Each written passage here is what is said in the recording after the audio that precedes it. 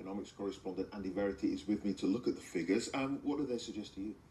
Well, I mean, the first thing we have to say is these aren't independent. These are put out by the government, and it has a political agenda. Obviously, it wants to get the deal through.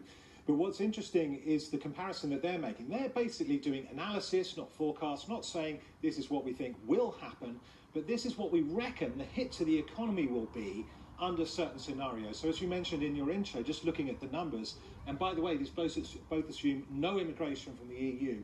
That's a hit to the economy. It will be 2.5 to 3.9% smaller than it otherwise would have been 15 years from now, assuming that we get something like the government's white paper deal, which was what came out in July. Now, we're not going to get quite that, but the hope is that we get something like that in terms of its effect on economic growth.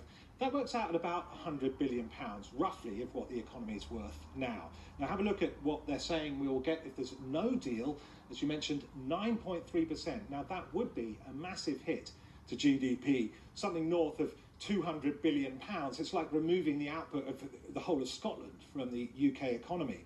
But while that does sound frightening, you have to bear in mind the broader numbers here. So that would be about 200 billion, but by that time, the economy would be worth about 2.5 trillion. So it's 9.3% of that. And we have to bear in mind the big assumptions here. No inflow of migrants at all under these assumptions from the EU. And it's all other things being equal.